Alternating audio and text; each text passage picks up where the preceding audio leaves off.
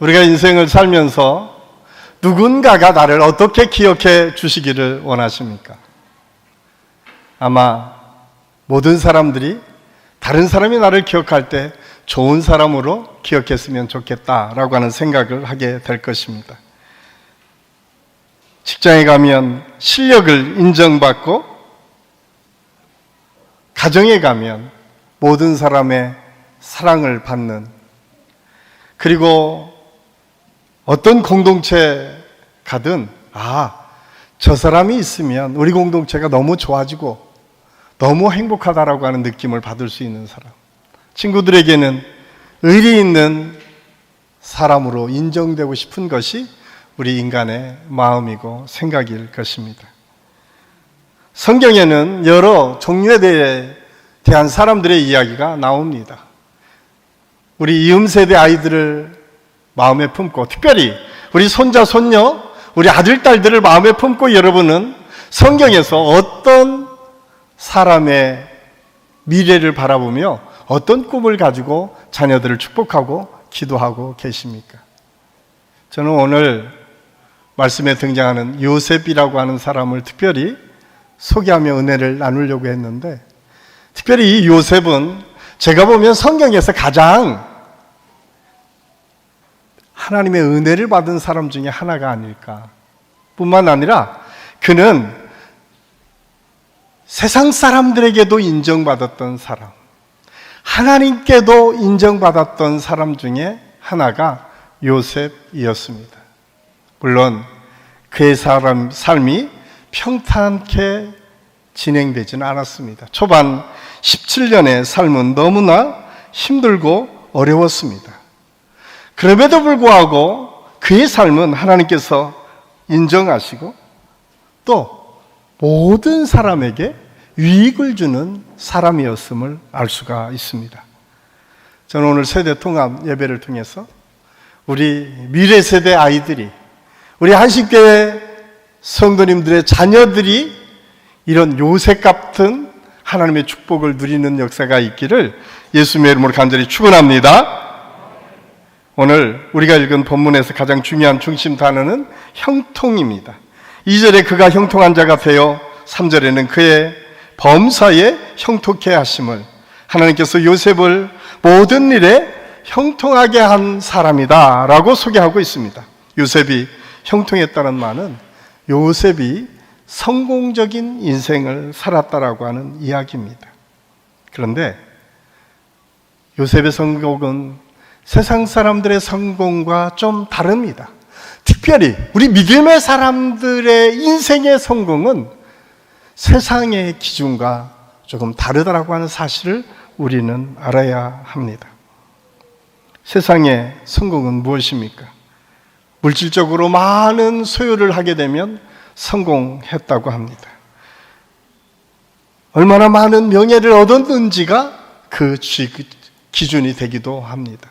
어떤 사람에게는 높은 지위에 올라가면 성공했다고 이야기합니다. 그런데 오늘 말씀을 통해서 성경이 말하는 성공, 성경이 말하는 형통은 좀 다르다라고 하는 사실을 오늘 성경은 우리에게 말씀해 주고 있습니다.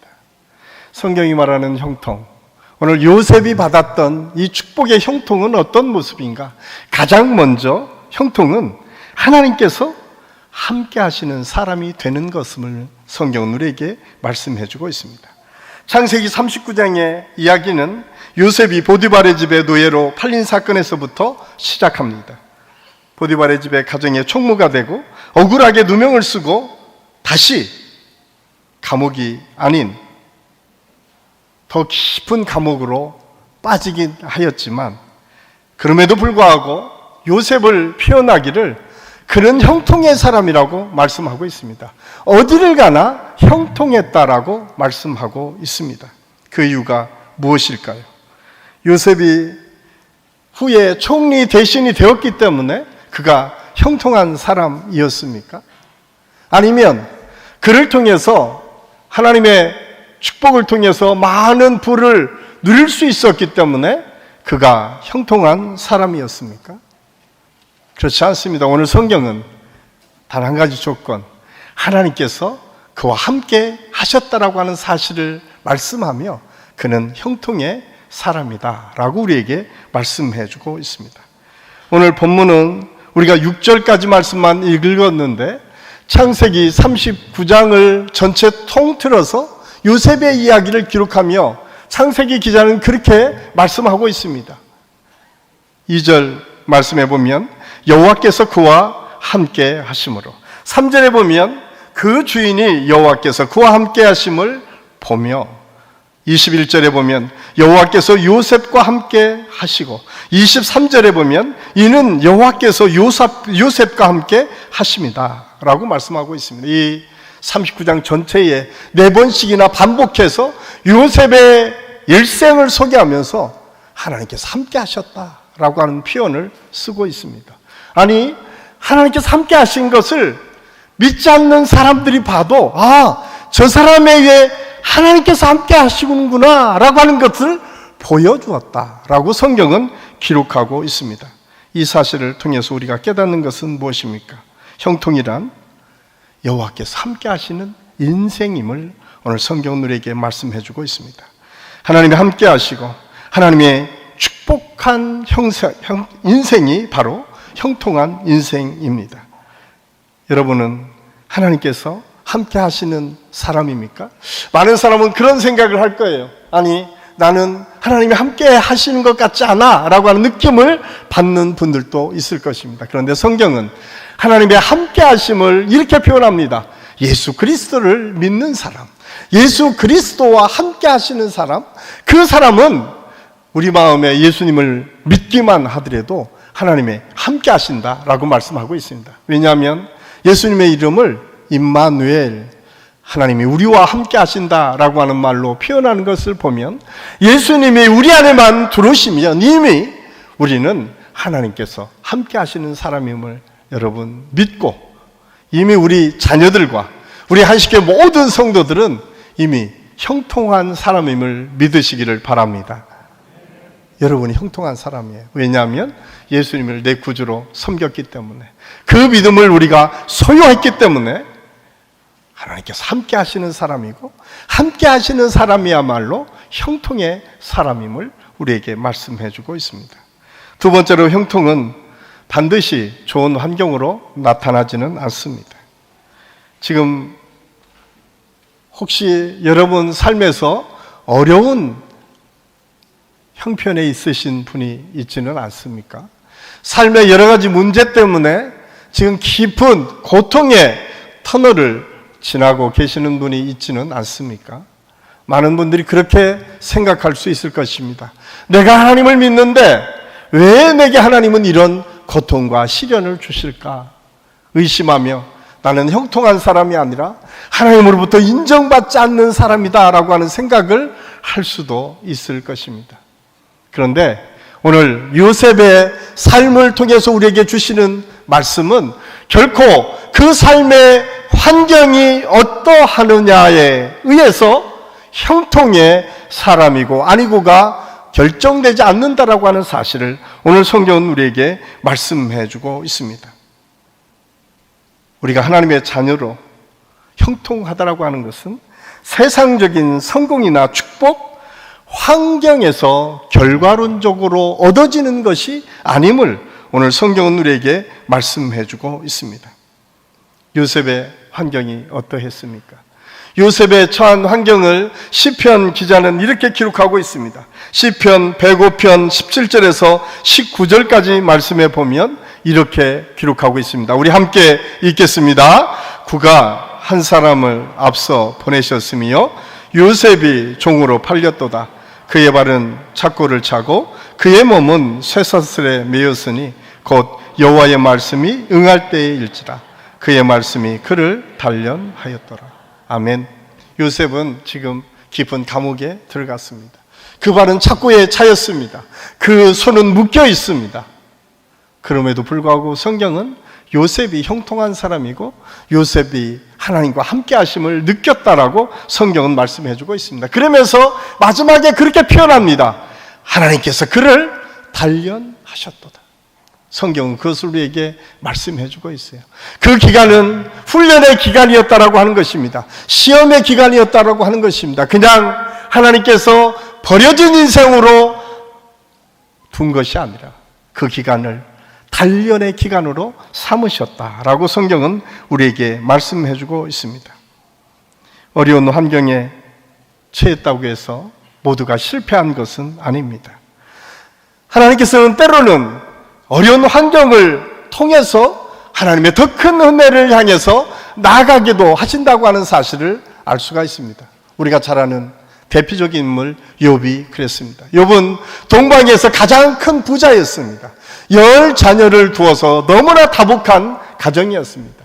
마귀도 그를 부러워할 만큼 성공적인 인생을 살았던 사람이 욥이었습니다. 그러던 어느 날 욥의 가정에 문제가 생기기 시작합니다. 사랑하는 10자녀가 한꺼번에 죽게 됩니다. 그 많은 재산이 다 날아가 버립니다. 심지어는 그 몸에 질병까지 얻게 됩니다. 그런 상황에 욥은 어떻게 하나님을 마지막까지 의지했을까요? 욥기 1장 21절에서 22절 말씀은 욥이 그 10자녀와 그 많은 재산을 잃어버렸을 때 이런 고백을 하게 합니다. 우리 함께 읽겠습니다. 이르되 내가 모태에서 알몸으로 나왔사온즉 또한 알몸이 그리로 돌아가올지라 주시니도 여호와이시요 거두시니도 여호와시오니 여호와의 이름이 찬송을 받을지어다 하고 이 모든 일에 욥이 범죄하지 아니하고 하나님을 향하여 원망하지 아니하니라. 아멘. 하나님께서 욥에게 주신 은혜가 무엇인가? 이런 상황에서도 하나님을 원망하지 않았다. 그런 상황에서도 주신 이도 하나님이시오 거두가시는 이도 하나님이십니다라고 하는 고백을 할 수 있었다라고 말씀하고 있어요. 그 순간에도 하나님을 온전히 신뢰하고 믿었다라고 성경은 말씀해 주고 있습니다. 그런 욥의 삶이 어떻게 그런 욥이 이런 어려움을 믿음으로 견딜 수 있었을까요? 그에게는 이런 믿음이 있었기 때문에 그렇습니다. 욥기 23장 10절입니다. 우리 한번 같이 읽겠습니다. 그러나 내가 가는 길을 그가 아시나니 그가 나를 단련하신 후에는 내가 순금같이 되어 나오리라. 아멘. 하나님은 그 믿음이 있었어요. 이 시련이 끝이 아닙니다. 이 고통이 끝이 아닙니다.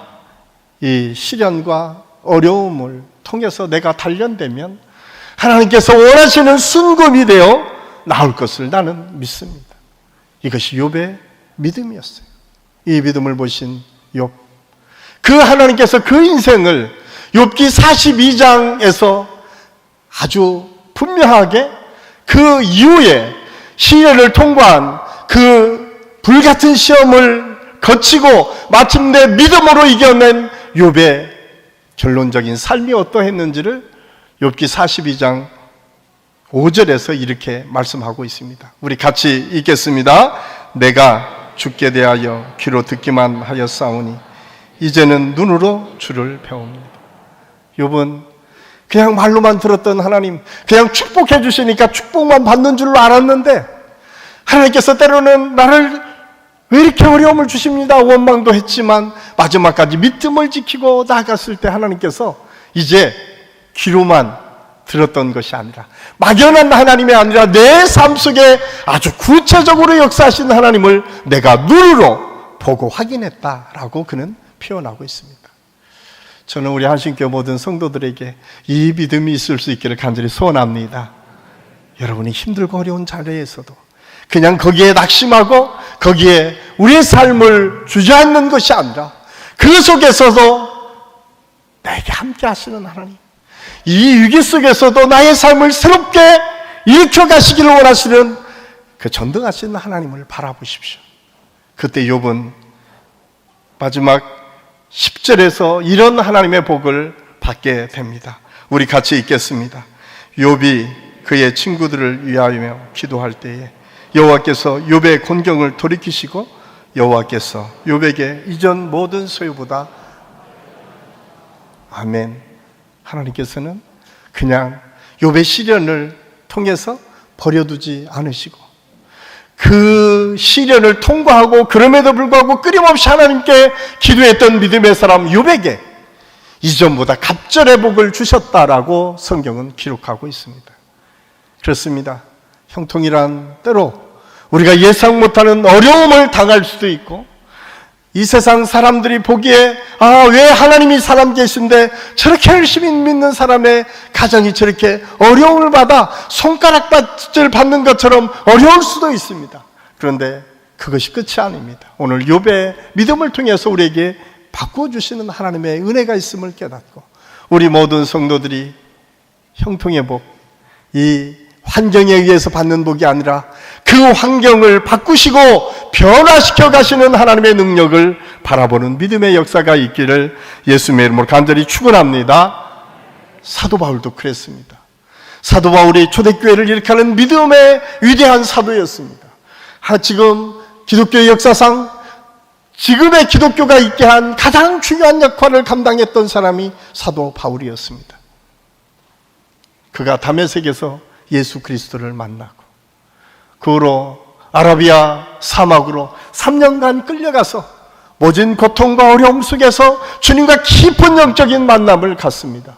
다소에 가서 아무도 알아주지 않는 그곳에서 7년 동안 하나님의 말씀을 통해서 훈련받는 기간을 통해 하나님께서 위대한 사도로 하나님께서 사용하여 주셨습니다.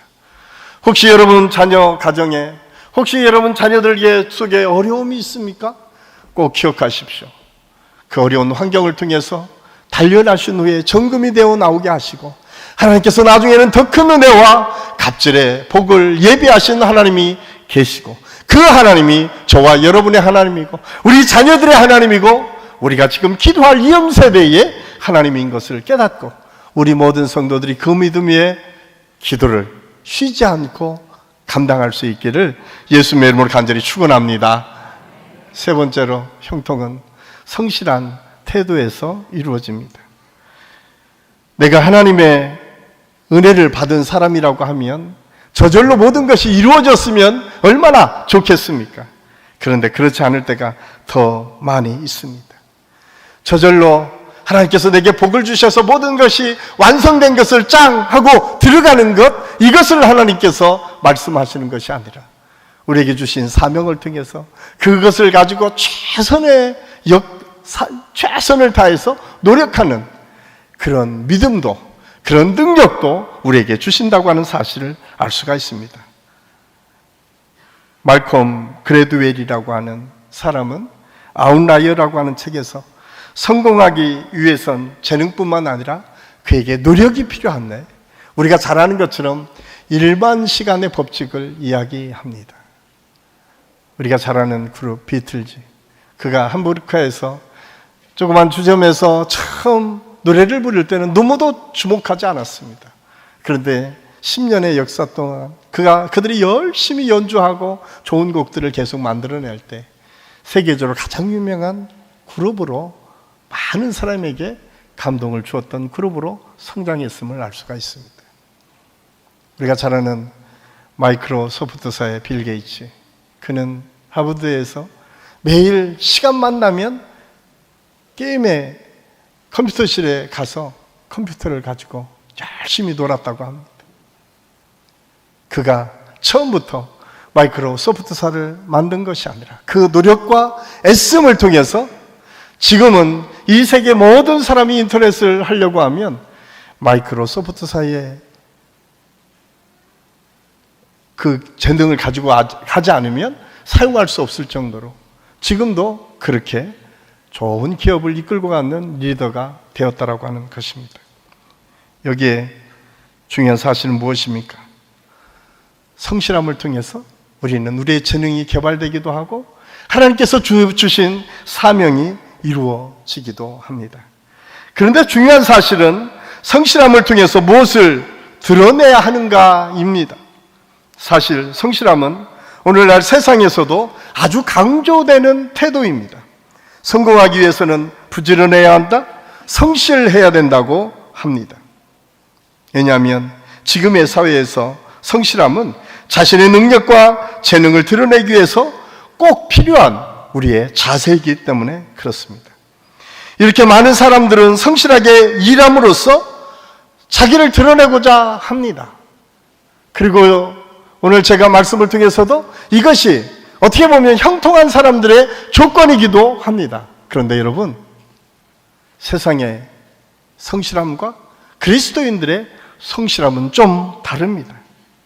그리스도인들의 성실은 초점이 다릅니다. 그리스도의 성실은 하나님께 초점이 맞춰집니다. 나를 드러내는 것보다 나를 통해서 하나님의 영광이 나타나는 것을 원합니다. 나를 통해서 하나님의 뜻이 어떻게 이 땅에 펼쳐질까에 더 많은 관심과 집중이 있다고 하는 사실을 우리는 알아야 됩니다. 성실은 우리가 원하는 것을 이루기도 하지만 그 성실을 통해서 하나님의 영광을 드러내고 하나님의 뜻을 이루는 역사가 이루어짐을 알 수가 있습니다. 사실 이 성실함은 하나님의 거룩한 속성 중에 하나입니다. 창세기 24장을 보면 아브라함이 이삭의 아내를 자기 고향에서 구하려고 자기 종 엘리에셀을 파송하는 장면을 소개하고 있습니다. 아브라함 100세 때 얻은 아들, 그 며느리를 얻는데 얼마나 중요하겠습니까? 여러분, 이건 단순한 사건이 아니라 믿음의 대를 이어가는 위대한 하나님의 역사를 이루는 사건이었습니다. 이 막중한 일을 감당했던 사람이 엘리에셀이었어요. 얼마나 엘리에셀이 성실했으면 아브라함이 자기 아들이 있기 전에는 이 모든 재산의 모두를 엘리에셀에 주려고 했겠습니까? 그만큼 신뢰했던 사람. 그런데 그 엘리에셀은 아주 성실한 사람이었습니다. 누가 보든 보지 않든 자기에 맡겨진 일을 최선을 다해서 행했던 사람이었습니다. 그가 하나님의 은혜를 통해서 기도하며 믿음의 대를 이어갈 리브가를 구하러 나홀성에 갔을 때에 그 리브가를 보고 그는 이런 고백을 하게 됩니다. 창세기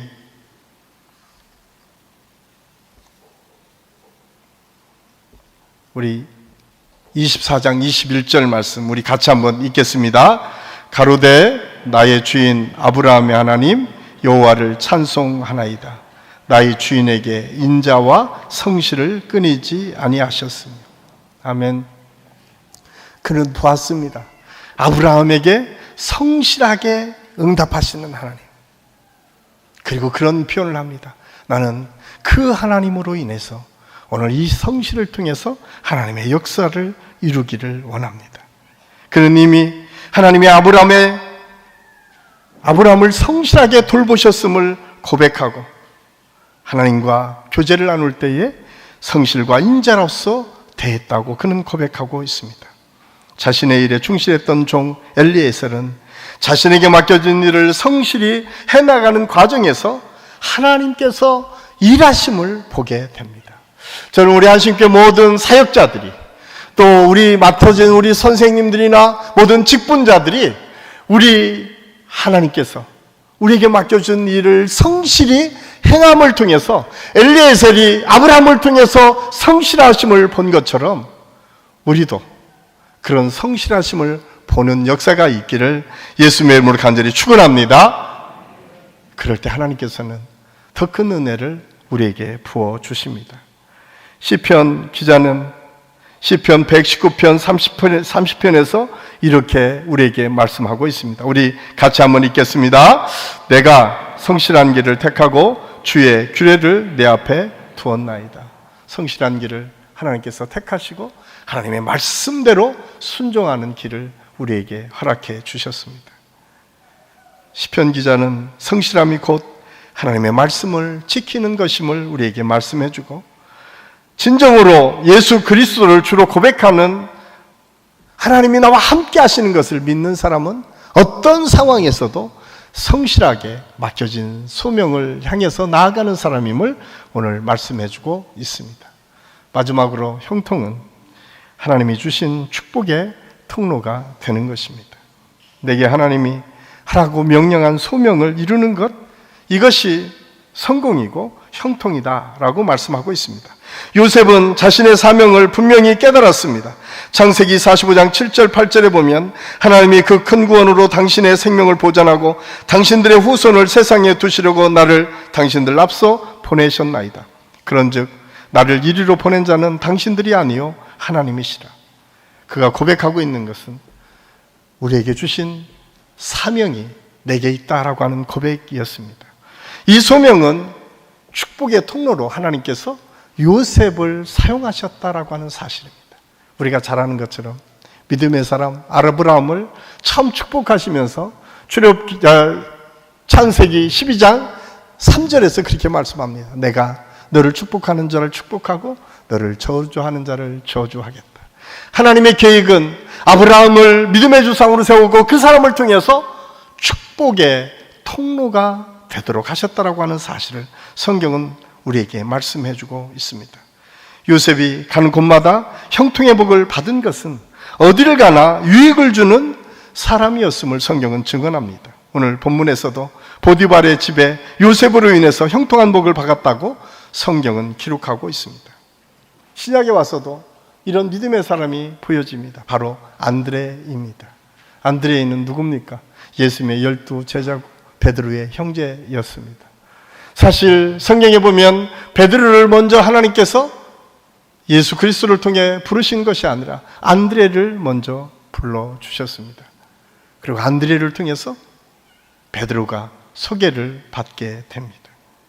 여러분, 베드로는 위대한 하나님의 수제자였습니다. 그를 하나님께로 이끌어온 사람은 안드레였습니다. 안드레는 또한 우리가 잘 아는 오병이어의 기적의 사건에 보면 안드레는 떡 5덩이와 물고기 2마리를 가지고 있었던 소년의 도시락을 가지고 예수님 앞에 나온 사람입니다. 그때 빌립은 그렇게 얘기합니다. 예수님, 이 많은 사람을 먹이기에는 200데나리온이라는 돈이 필요합니다. 아니, 돈이 있어도 이 많은 사람에게 어떻게 떡을 먹일 수 있겠습니까? 그렇지만 안드레는 찾았습니다. 예수님의 기적의 역사를 어떻게 우리가 기대할 수 있을 것인가? 그는 물고기 2마리와 떡 5개를 가지고 있는 어린아이의 도시락을 발견하고 그 도시락을 가지고 예수님 앞으로 나옵니다. 여러분, 축복의 통로를 우리는 대단한 능력이 있는 사람, 어떤 대단한 성과를 통해서 뭔가를 이루려는 사람들만을 생각합니다. 그런데 성경은 결코 그렇게 말씀하지 않습니다. 위대한 요셉이 하나님의 은혜를 통해서 민족을 살리는 역사를 이루는 축복의 통로로 되어졌고, 새로운 이스라엘 민족을 새롭게 준비하는 역사를 이루는 아주 중요한 역할을 감당했지만, 그 출발은 어쩌면 안드레처럼 아무도 주목하지 않는 일, 예수님을 자기 형제 베드로를 데리고는 그 일, 어쩌면 누구도 주목하지 않았던 떡 5개와 물고기 2마리를 가지고 주님 앞에 나오는 것, 이것이 축복의 통로의 역할이고, 이 축복의 통로를 통해서 하나님은 놀라운 역사를 이루셨다고 하는 사실을 성경은 우리에게 말씀해 주고 있습니다.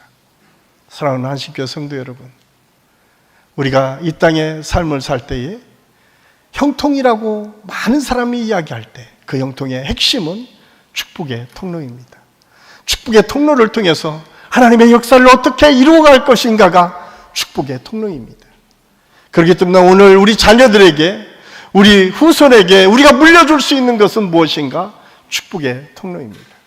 아무도 주목하지 않았던 그 악기 소년을 통해서 믿음으로 그 소년을 전도하니까 18세기에 미국과 영국을 뒤흔드는 위대한 복음의 D.L. 무디라고 하는 복음 전도자가 태어나게 된 것입니다. 여러분, 어디에서 하나님의 역사가 이루어질지 모릅니다.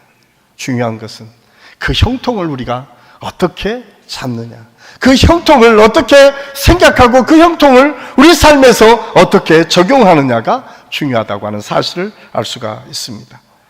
우리 사랑하는 성도 여러분, 우리 띄워주십시오. 마지막으로 우리 한번 같이 읽겠습니다.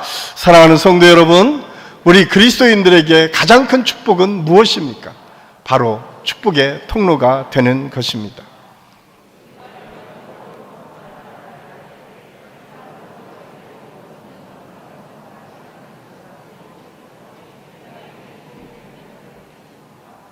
그런데 성경에서 요셉을 통해 말하는 메시지는 형통한 사람이란 자신이 드러나는 사람이 아니라 오히려 가는 곳마다 축복의 통로가 되고 사람을 살리는 역할을 하는 사람입니다.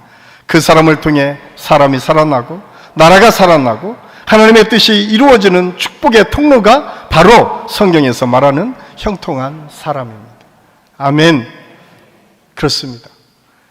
많은 사람이 형통은 자기중심, 자기가 잘나고 드러나고 자기가 성공하고 자기가 무언가를 이루는 것, 거기에 포커스가 맞춰져 있습니다. 그런데 하나님의 형통, 예수 그리스도의 형통은 무엇입니까? 그 통로를 통해서 축복이 흘러가는 것입니다. 그 통로를 통해서 다른 사람이 살아나는 것입니다. 그 통로를 통해서 또 다른 사람에게 선한 영향력이 끼쳐지는 것입니다. 저는 우리 한신교회에 이런 하나님의 역사가 일어날 수 있기를 예수님의 이름으로 간절히 축원합니다. 여러분의 자녀들을 통해서, 우리 이음세대의 우리의 미래의 아이들을 통해서, 아니 지금 있는 우리 믿음의 성도들의 가정에서, 직장에서, 여러분들이 가는 삶의 터전에서 여러분 꼭 기억하십시오. 내가 축복의 통로가 되어서 나 때문에 누군가가 살아내는 역사, 나 때문에 하나님의 역사가 온전해지는 역사, 그리고 그걸 통해서 하나님의 뜻이 이 세상 사람들에게 알려지는 축복의 통로, 이것이야말로 하나님께서 오늘 우리에게 기대하는 형통이고 우리 믿음의 사람들이 끝까지 놓지 말고 추구해야 될 목표라고 하는 사실을 깨닫고 우리 한신교회 모든 성도들의 삶 속에서 이런 하나님의 은혜와 축복이 계속 이어질 수 있기를 예수님의 이름으로 간절히 축원합니다. 기도하겠습니다. 사랑의 아버지 하나님, 은혜를 감사합니다. 오늘 말씀을 통해서 형통이 무엇인지를 함께 생각했습니다. 성령께서 함께 하시고 인도하여 주시옵소서. 우리가 내 잘남, 내 똑똑함, 나를 드러남에 있는 것이 아니라 나를 통해서 또 다른 사람이 살아나고 나를 통해서 어떤 공동체든 화목하고 하나 되는 공동체가 만들어가고 나를 통해서 하나님의 영광과 역사가 이루어지는 축복의 통로, 그것이 형통한 사람의 최고의 가치고 비전임을 오늘 말씀을 통해서 깨달았습니다. 요셉처럼, 안드레처럼 우리가 축복의 통로가 되어서 우리가 섬기는 모든 가정, 직장, 교회, 삶의 터전에서, 우리 목자에서, 우리 교육부서에서 하나님의 그런 축복이 계속 이어질 수 있도록 하나님께서 인도하여 주시옵소서. 함께해 주심을 감사하고 예수님의 이름으로 감사드리며 기도하옵나이다. 아멘.